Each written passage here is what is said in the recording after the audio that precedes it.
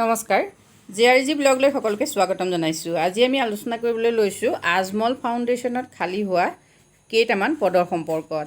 বিশেষকৈ আজমল ফাউণ্ডেশ্যনৰ আণ্ডাৰত যিবিলাক পদ খালী হৈছে সেই পদবিলাক হ'ল senior accountants officer, senior HR executive, student counsellor and hostel administrator. এতিয়া এই পদসমূহৰ বাবে কোনে কোনে আবেদন কৰিব পাৰিব আৰু যোগ্যতা কি কি লাগিব, আবেদনৰ শেষ তাৰিখ কি, কেনেকৈ আবেদন কৰিব সেই সম্পৰ্কে আজি ভিডিঅ'টোত আমি আলোচনা কৰিম। এতিয়া চাওক, ছিনিয়ৰ একাউণ্টেণ্টছ অফিচাৰ এডুকেশ্যনেল কোৱালিফিকেশ্যনৰ লগতে এক্সপিৰিয়েঞ্চ থাকিব লাগিব। এডুকেশ্যন কোৱালিফিকেশ্যন চাওক CA, CMA বা MCom থাকিব লাগিব আৰু with experience in the relevant fields, মানে একাউণ্টেণ্টছৰ ক্ষেত্ৰত তেওঁৰ এক্সপিৰিয়েঞ্চ থাকিব লাগিব। চেলাৰী নিগচিয়েবল হ'ব, মানে চুক্তিবদ্ধ হ'ব, চেলাৰী আপোনাৰ কাম চাই পেলাই দিয়া হ'ব। নেক্সট আহিলে senior HR executive, educational qualification and experiences চাওক MBA in HR management, HR মেনেজমেণ্টত MBA হ'ব লাগিব, capable of dealing with all the HR related issues. Salary চাওক পাৰ মান্থ 50,000। ষ্টুডেণ্ট কাউন্সিলৰ বাবে এডুকেশ্যনেল কোৱালিফিকেশ্যন এণ্ড এক্সপিৰিয়েঞ্চ হ'ল MA in psychological with experience in students counselling. Salary হ'ল 45,000 per month. এতিয়া আপুনি যদি student কাউন্সিলৰ হ'ব খোজে তেতিয়াহ'লে আপুনি MA হ'ব লাগিব চাইক'লজিত আৰু আপোনাৰ ষ্টুডেণ্টৰ লগত কাউন্সেলিং কৰাৰ এক্সপিৰিয়েঞ্চ থাকিব লাগিব।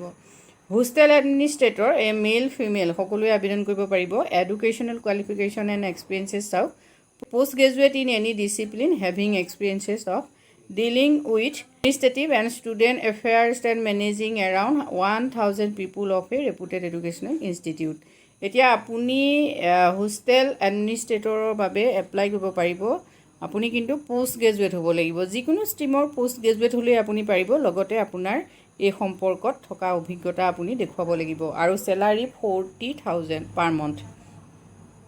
নেক্সট আপোনালোকে গুৰুত্বপূৰ্ণ কথাটো চাওক, higher salary may be considered based on experience and expertise, অৰ্থাৎ আপোনাৰ অভিজ্ঞতা আৰু আপোনাৰ কাম কৰাৰ যি যোগ্যতা সেই দুয়োটাৰ ওপৰত ভিত্তি কৰি আপোনাক আৰু উচ্চ পৰিমাণৰ চেলাৰী দিয়া হ'ব।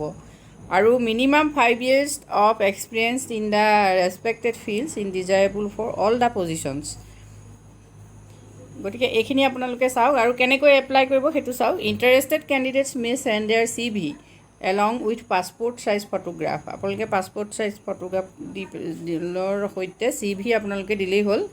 আৰু এই ৰেলিভেন্স টেষ্টিমনিয়েলছ অফ আপোনালোকে ক'ত দিব চাওক, career.a@ajmalfoundation.org এই যিটো ইমেইল এড্ৰেছ, এই ইমেইল এড্ৰেছত আপোনালোকে CV পঠাব পাৰে। আৰু CV পঠাব লাগিব 15 অক্টোবৰৰ ভিতৰত। সেইটো মন কৰিব, 15 অক্টোবৰৰ আগতেই আপোনালোকে কি কৰিব লাগিব, CV পোৱাকৈ পঠিয়াব লাগিব। আজি যিহেতু 8 অক্টোবৰ, গতিকে বহুত বেছি দিন নাই। আপোনালোকে যদি এই পদসমূহৰ বাবে আবেদন কৰিব পাৰিম বুলি ভাবিছে, যোগ্যতা আছে, তেতিয়াহ'লে অতি সোনকালে আবেদন কৰিব পাৰে। আৰু আজমল ফাউণ্ডেশ্যনৰ আণ্ডাৰত যিবিলাক চাকৰি আচলতে নিযুক্তি দিয়া হয়, ইয়াত যথেষ্টখিনি সা সুবিধাও দিয়া হয়। গতিকে ইচ্ছা কৰিলে আপুনি আবেদন কৰিব পাৰে। আজি ভিডিঅ'ত আমি জনাবলগীয়া তথ্য আছিল ইমানখিনিয়ে। যদি ভিডিঅ'টোৰ দ্বাৰা আপোনালোক উপকৃত হৈছে কমেণ্ট কৰি জনাব। ধন্যবাদ।